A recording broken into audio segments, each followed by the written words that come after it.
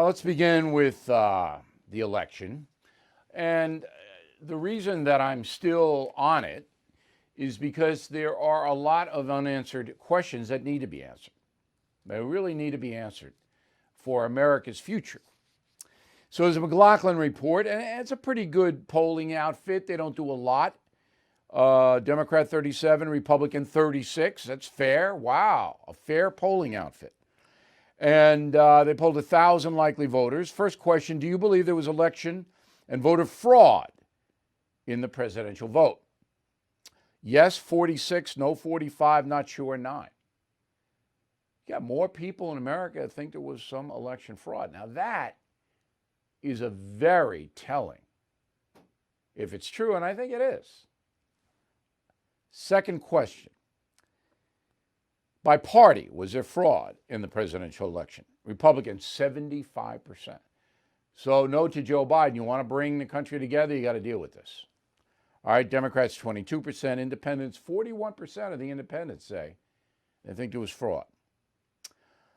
Other findings, 80% of Trump voters say there was fraud. 80% of those who pull the lever, so 74 million voted for him.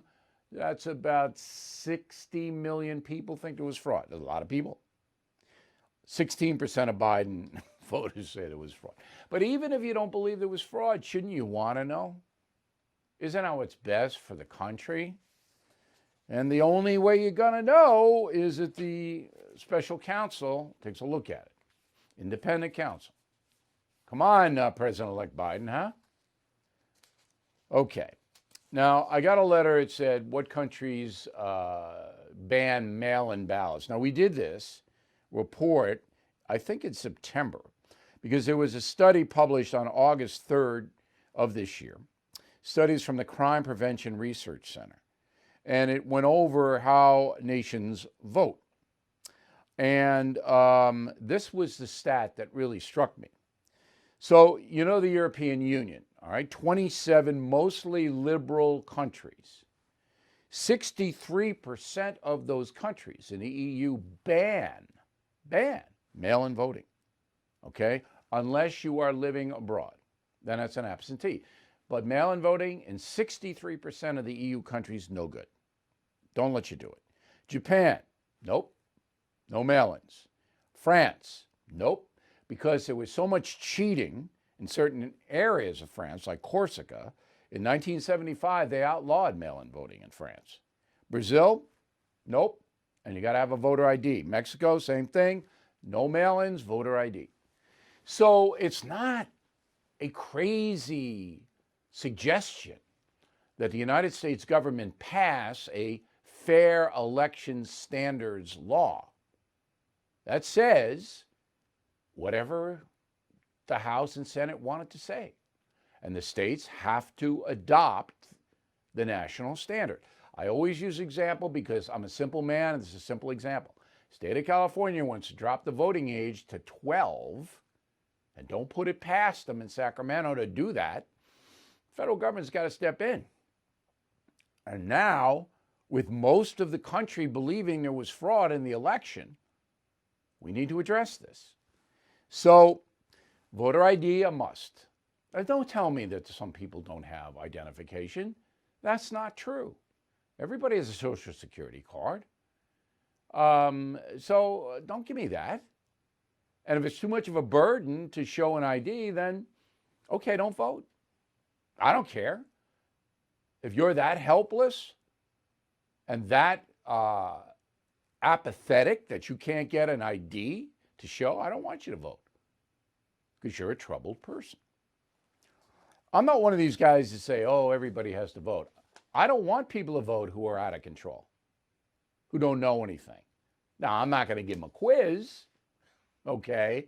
But do I want them to vote if you don't know anything? No, I don't. So let's go to Georgia. So now Joe Biden was down there campaigning. Very few people showed up to hear Joe. And look, it was the same thing. Donald Trump got big crowds in Georgia and everywhere else. Joe Biden doesn't get anybody. But then Joe Biden gets 80 million votes. And he did get, I do believe there was fraud, but I believe that Joe Biden won the popular vote. Hillary Clinton won it 4 years ago. I believe Biden won the popular vote just because I know California. Okay, I think it was 65-35 there, favor Biden. So he won the popular vote. I know it. But the rallies, I mean, when Trump shows up, you get thousands of people. And when Joe shows up, maybe a couple of people say, you give me free pizza? Do I get that when I go? But anyway, Joe addressed the senatorial race, which is vital for the country. We all know that. I don't have to go over it again. In Georgia, the vote is January 5th. Biden was there yesterday. Roll the tape. Texas and others, we're trying to wipe out every single one of the almost 5 million votes you had cast here in Georgia in November. Your 2 Republican senators, they stood by. In fact, your 2 Republican senators fully embraced what Texas was telling the Supreme Court. They fully embraced nullifying nearly 5 million Georgia votes. You might want to remember that come January 5th. Now, I'll try to be generous here in the spirit of the season. Maybe your senators were just confused. Okay. Standard, he wants the Democrats to be elected in Georgia so he can get some Democratic stuff through the Senate. And of course, Republicans don't. Now, we went over Warnock. He's running against Loeffler yesterday. I mean, Warnock is a radical leftist. Okay, radical leftists are allowed to, he got the nomination somehow. But if you think that he's moderate in any way, you're wrong. And the same thing goes with Ossoff. All right, he's the other the other Democrat running. Ossoff is a big let everybody into the country, open borders guy, a big amnesty for everybody who's here illegally guy. And again, this is what he said this week. Go.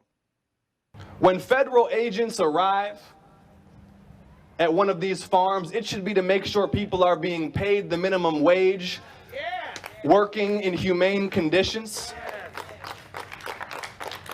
We should have gratitude for those who keep us fed, who toil in the fields, and show humanity and compassion for those who are a part of our society but living in the shadows.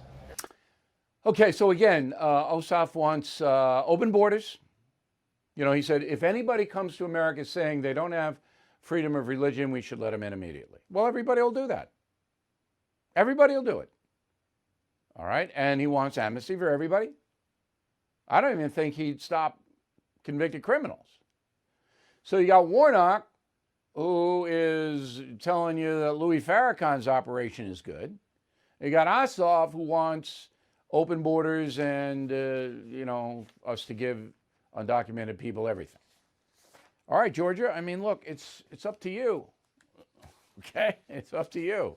I mean, Perdue and Loeffler may not be the greatest candidates in the world, but they're not going to blow up the country. Warnock and Ossoff would. As simple as that. If you are over the age of 50, I have an important message for you. There's a true alternative to AARP, the liberal retirement group that lobbies in favor of progressive policies. For less than $20 a year, an AMAC membership gives you members-only pricing on car insurance, roadside assistance, discounts on hotels and travel, cell phone plans, discount dental plans, and on and on and on and on. So please join more than 1 million fellow Americans right now at amac.us. And yes, I am a member. Visit amac.us, amac.us. So why do so many Americans vote for far-left nuts? We are watching before our eyes the destruction of Seattle, Portland, Oregon, San Francisco, Los Angeles, New York City, Chicago, Philadelphia.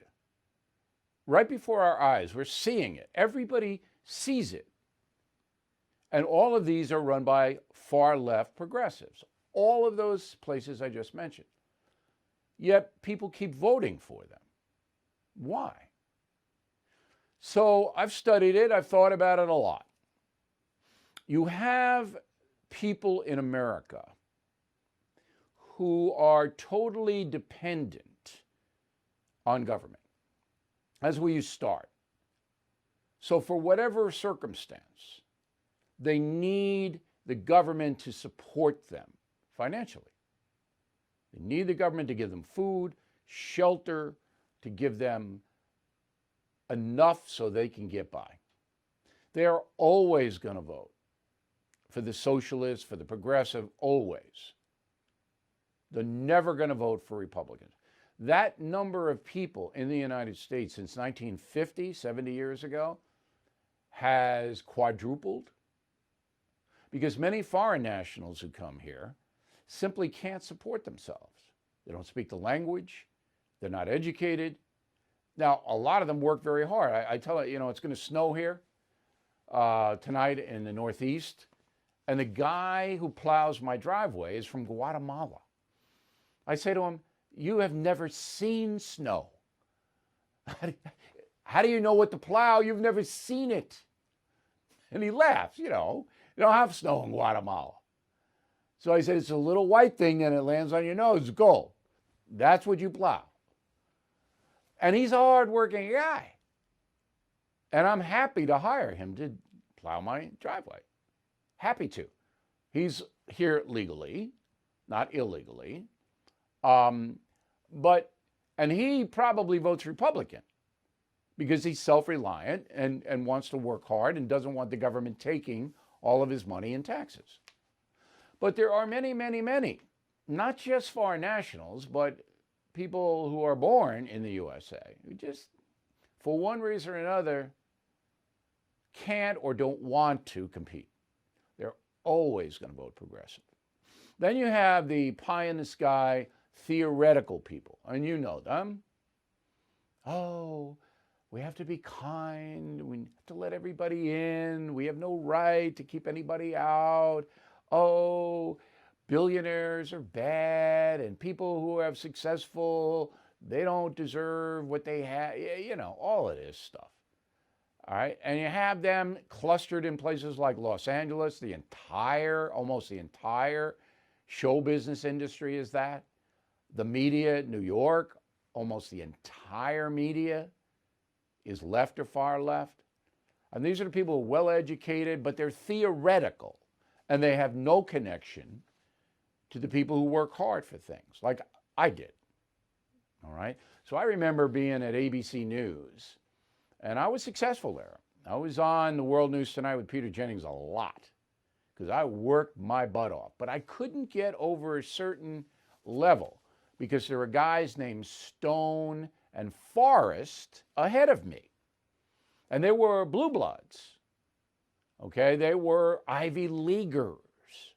And I was Levittown. I wrote an article in Newsweek magazine about it. And I knew I couldn't crash through at ABC News. And I told Jennings that. Now, Peter Jennings, his father was the head of the Canadian Broadcasting Company. So, he was one of those. And he liked the cultured people. All right. And I knew I had to find another pathway. But I revered my time at ABC News. CBS, not so much. But ABC was great. All right. And I got along very well with Peter. But it was a system that was stacked in favor of the wealthy elites, Ivy Leaguers, and there was no doubt about it. But I worked harder than they worked and became more famous and higher paid than they did eventually. But now I'm a bad guy, and Andrew Cuomo wants to take all my stuff because I worked hard. Something wrong with that. But the liberal people don't think so. Now, the other question is, well, how can these liberal people like George Clooney and Steven Spielberg and they make a lot of money? Well, they're going to take all their money where they don't matter.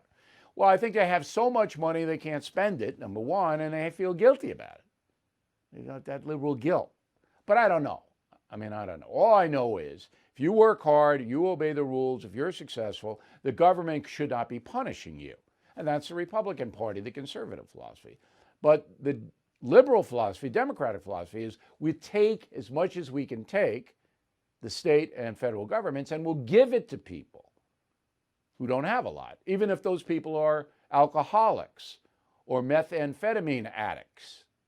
We're going to give it to them with no strings attached.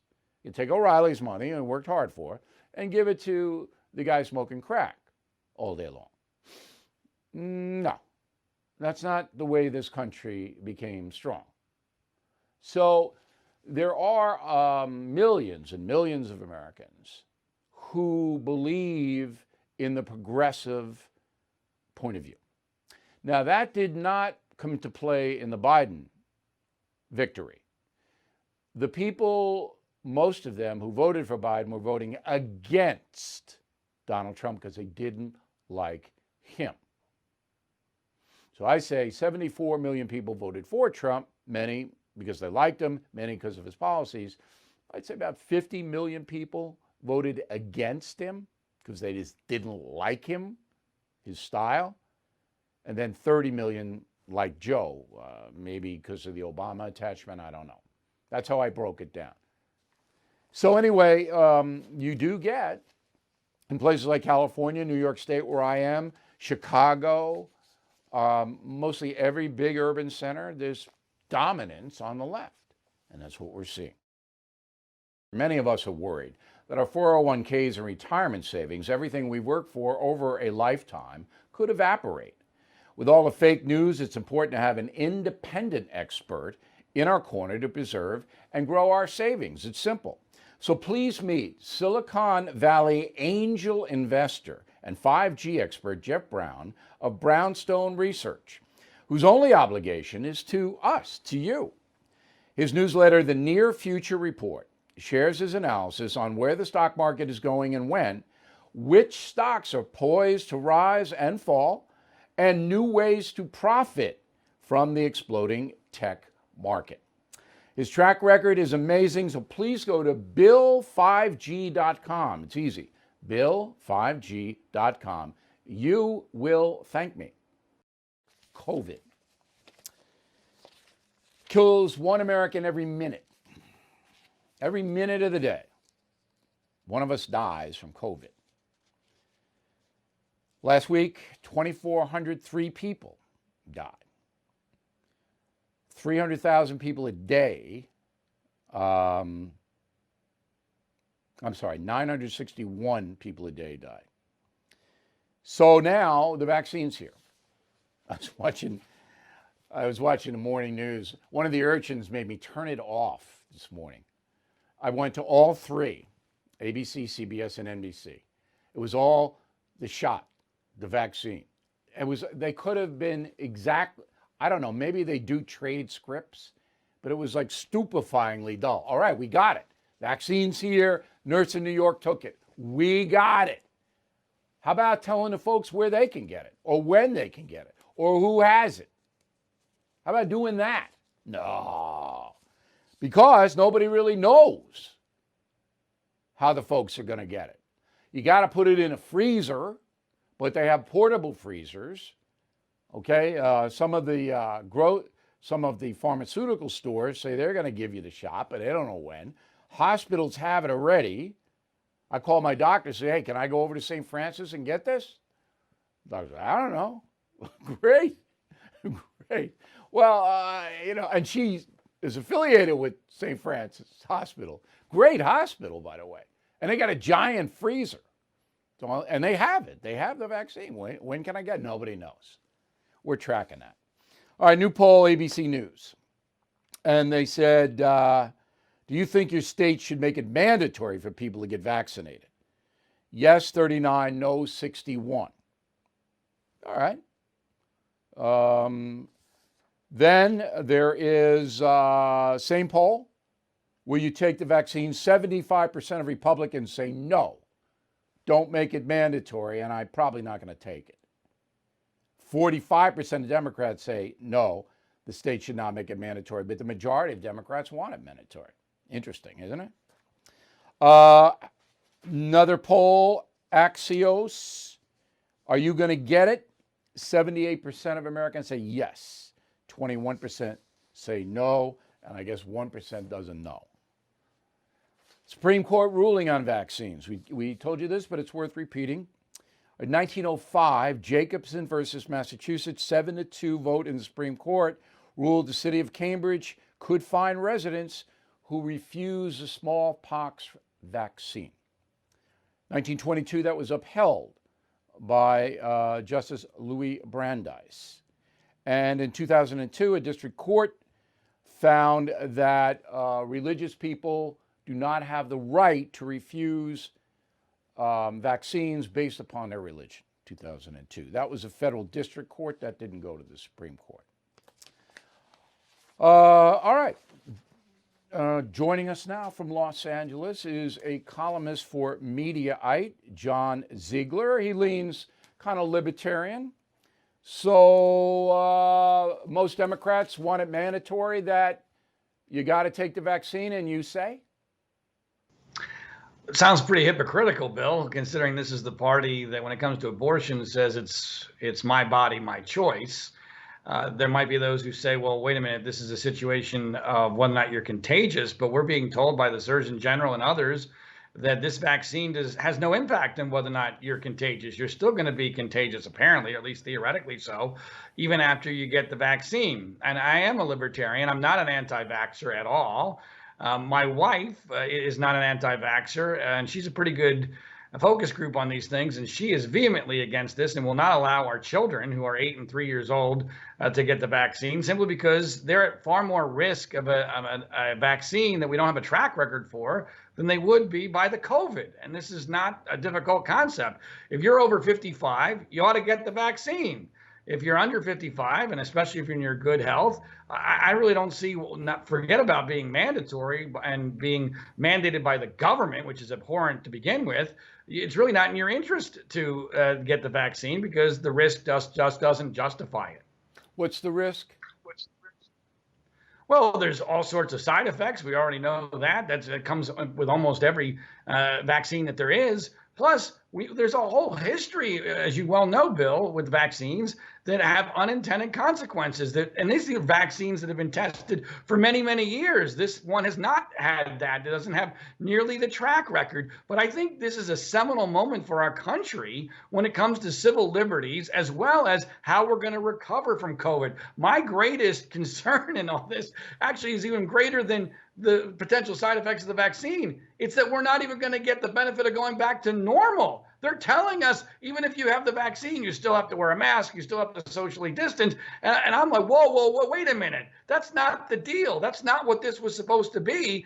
And to me, it feels much more about government control than about health. If we get those over 55 in a large majority to get this vaccine, and it's as effective as we're being told, the pandemic is over, because the death rate will plummet. And this becomes even less lethal than a normal flu. And to me, it feels like the elites are already telling us, no, sorry, that's not going to happen. You got to take the vaccine, and we're not going to let you have your freedom back. But I mean, sorry, look, they can say whatever they want to say. If 78% of Americans get the vaccine, which is what the poll indicates they would, that'll kill the pandemic, because, as you pointed out, the spread of the vaccine will dive because the vaccine prevents people from getting ill. Yes, you yourself can spread it, but that's nebulous. We don't know really what that is. As far as side effects, I'm studying this pretty closely. In the trials of Pfizer and Moderna and the Cambridge people in England, really haven't been any side effects. Haven't been any, because they would have had to have been documented along with the research that it's 95% certain to stop the infection. John, there aren't any side effects to speak of in any of those trials. So I'm pretty confident I'm first online to get the vaccine. And I don't really care whether I turn into a werewolf, as I said, because then I won't have to pay my huge tax bill. I'll just kind of run around and like werewolves do. And I look at this government thing. I think you're right in the sense that guys like Andrew Cuomo, Whitmer, gals like her in Michigan, they get off on this power trip, telling everybody what to do and when to do it. They love the power. And most politicians do, as you know. They love that, being able to tell everybody. But the rulings are interesting in the Supreme Court because they can mandate you have to take, and they did, the smallpox vaccine, but they can't force you to take it. They can fine you if they catch you, but they can't drag you and plunge a needle into your arm. That's the difference. And in other countries, you wouldn't have that. They drag you right out and put it thing right in your arm. Go ahead. And those are good points, but two things in somewhat rebuttal. First of all, I don't accept the premise that this is smallpox, Bill. I don't. I mean, there's fundamental differences between this and smallpox, so I'm not 100% sure that the Supreme Court would rule the same way.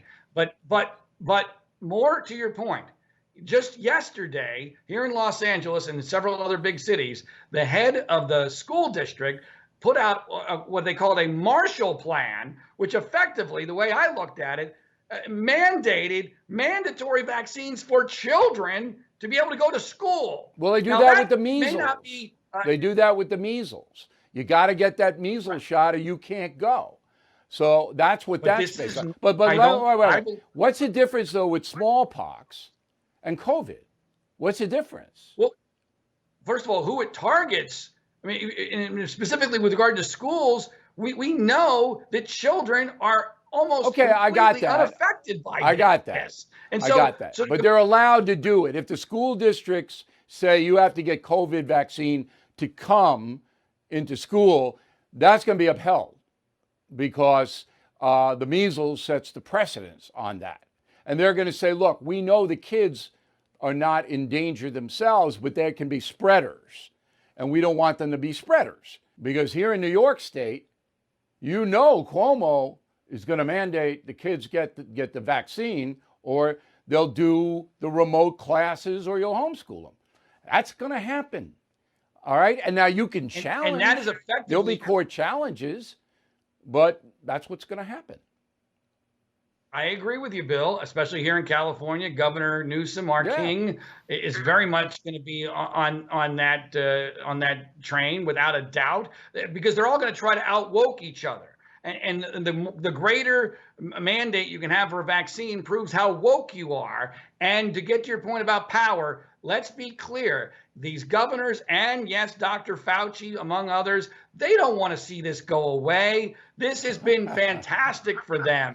And it's been, and to me, I think that is an element of this that most people don't fully understand. You know, Saturday Night Live even did a sketch about Fauci this weekend where they said, well, if this goes away, I'm not famous anymore. And I laughed. They said, well, why would Fauci ever go for that? This guy's in love with his fame. Well, and Governor Newsom and Governor Cuomo are in love with their fame and their power. Yeah, and so there's a real human problem here. I hope you know, John, that Newsom and Cuomo are the same guy, it's just different hair. They're really the same guy. I mean, they don't have any real differences among them. All right, John, we really appreciate it. Stay strong and healthy out there in California. And thanks for helping us out. Really appreciate it. All right, we're in a recession. Everybody knows it. Millions of Americans have lost their jobs. And now's the time to evaluate your financial portfolio. And I recommend you hold some gold and silver. And the company that I use is American Hartford Gold Group. I've been with them for years. They sell physical gold and silver. You can hold it or they'll deliver it to your IRA. Gold is up more than 30% since I started telling you about the American Hartford Gold Group. So please call them now. Tell them Bill sent you, and they'll give you $1,500 of free silver on your first order.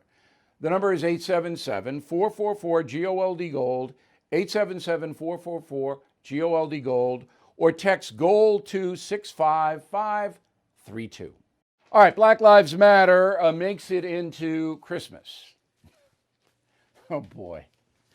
So there's a church in just south of LA, Claremont United Methodist Church. And it's an activist church, all right? They're social justice people. Last year they did a nativity scene with people in cages to protest the border. And this year they're doing Black Lives Matter. So the senior minister at the Methodist Church in Claremont, Karen Clark Ristine, says, quote, Mary knows the sorrow of any parent who's ever lost a child. She stands in solidarity with all who seek justice. We couldn't think of any other issue that we wanted to keep under the light of the Bethlehem star than we need to address racism, said the Reverend.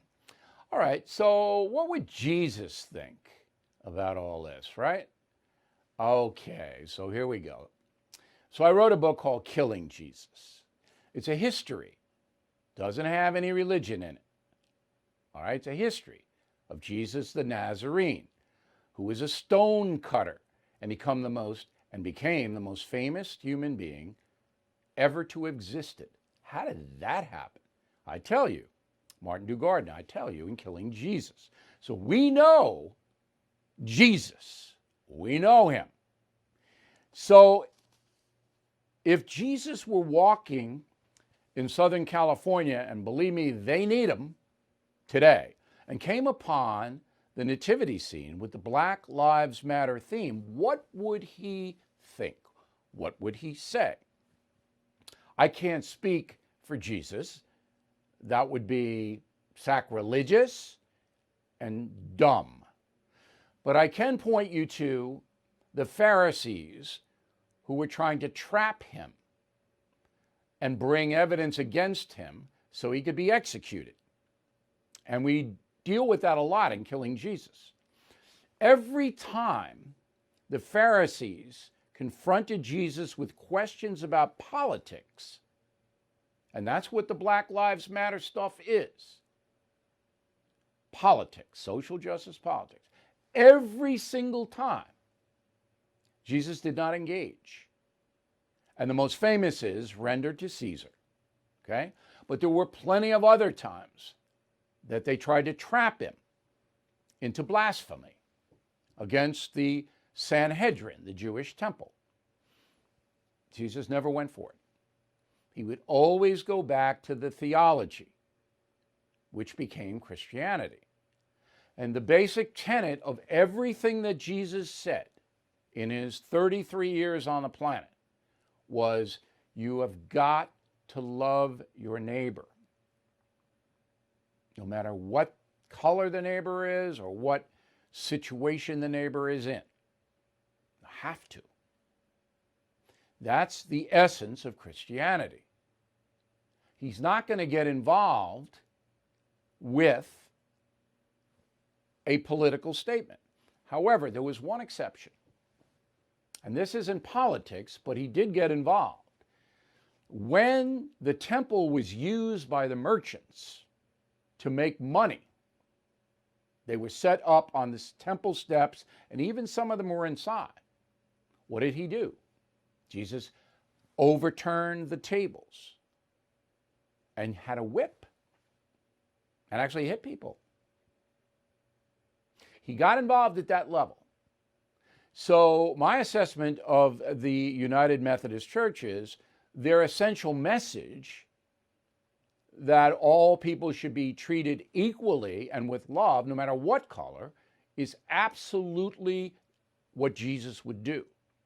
But the way they are going about it diminishes the birth of Jesus. That is my opinion and assessment.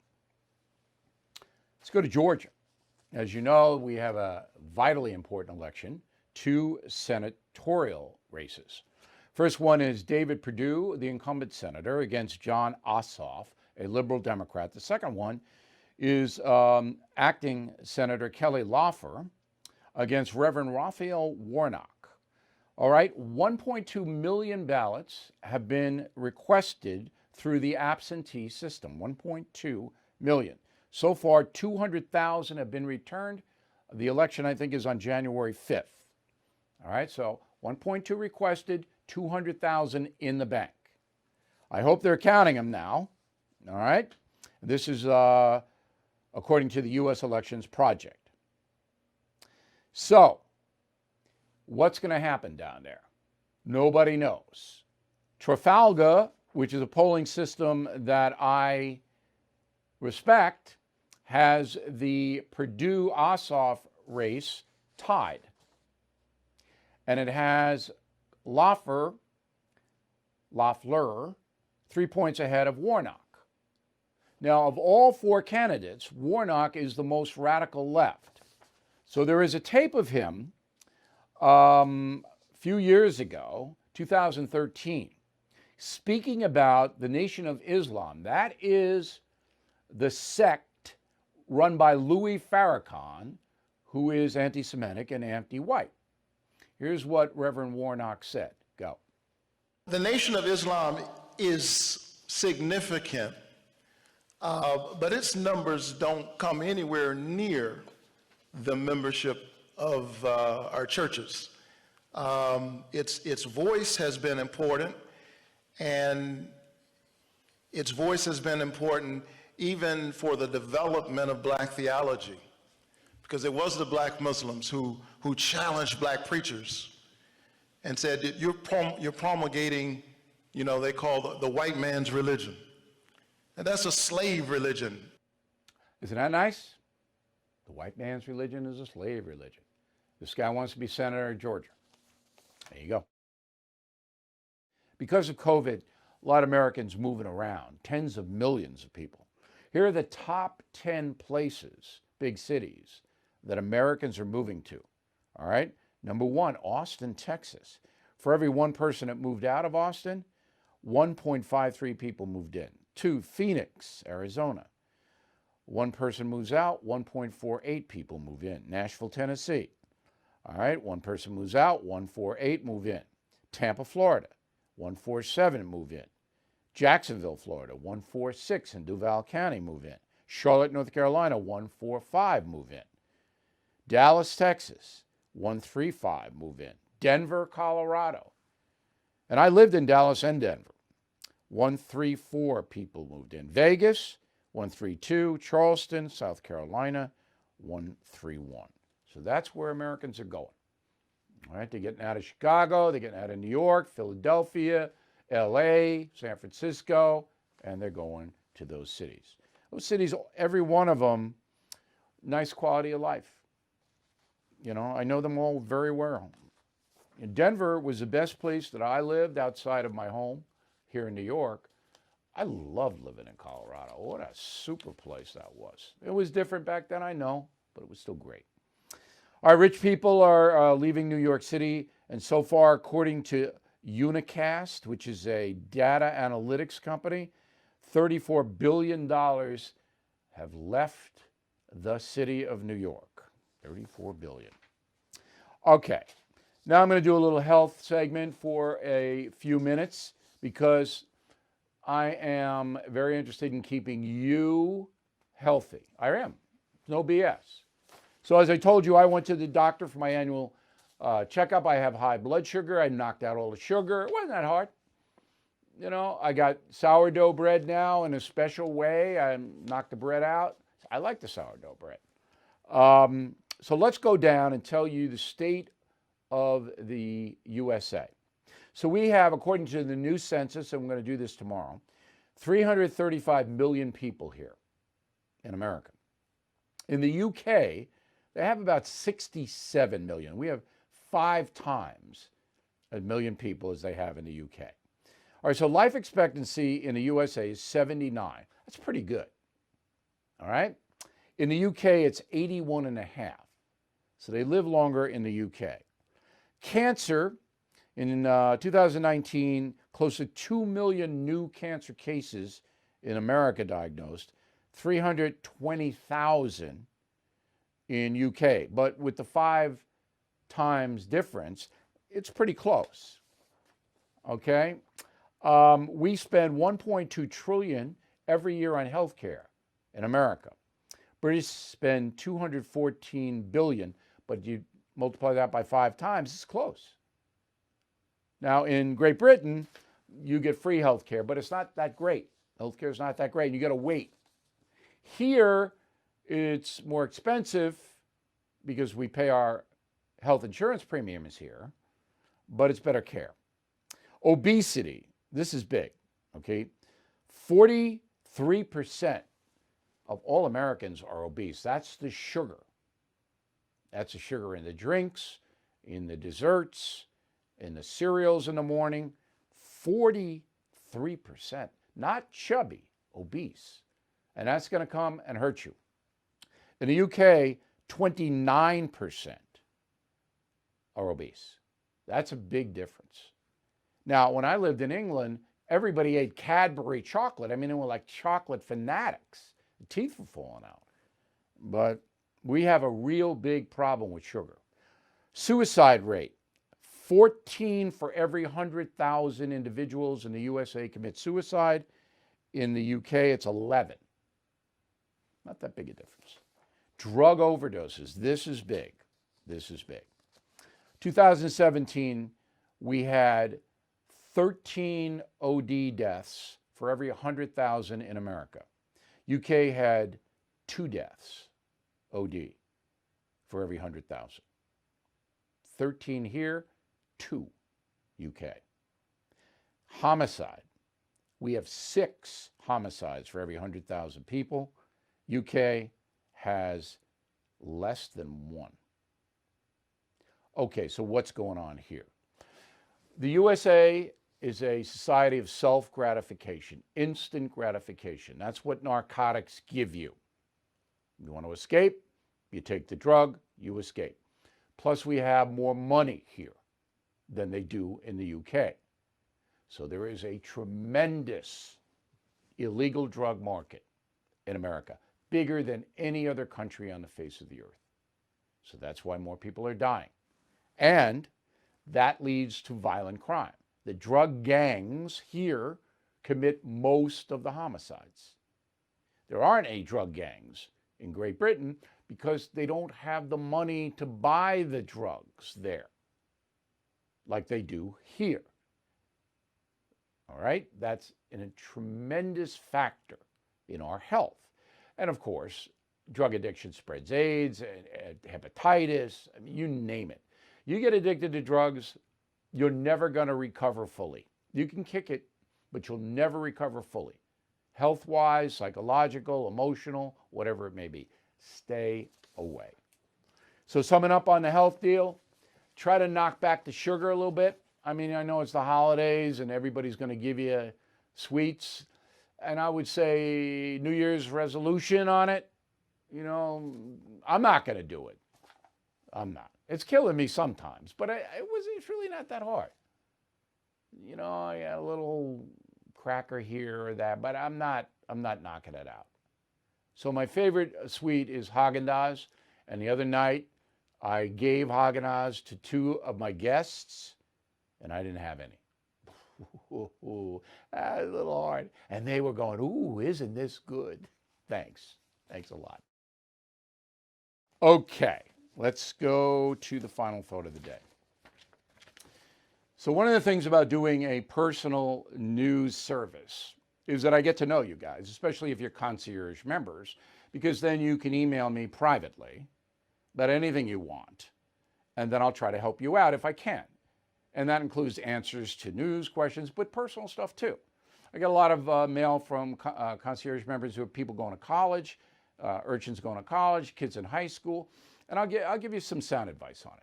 I can't give financial advice, stuff like that, but I can direct you if you need something done. That's concierge membership. Premium membership, you get all the discounts and all the access except for the direct email. You get everything else. Now, we have, and this is astounding, this year, an 86% renewal rate on premium and concierge membership. 86%. That's unheard of for any product in the world, particularly a news service. I think it's because we give you good value and we're honest. And you know, I'll harken back to the election. Everything I told you came true. And I work hard at this. I don't just guess. So give premium and concierge membership as gifts this Christmas. It's a year-long gift. I believe the people you give it to will benefit, and they'll love you because it's a very thoughtful gift. Okay? So we will talk to you again tomorrow. Again, keep the faith in the country. You can read my opening remarks. I posted them on BillO'Reilly.com. But I know you're mad. I understand. I'm a little upset myself. Got to keep the faith. This is the best place. See you tomorrow.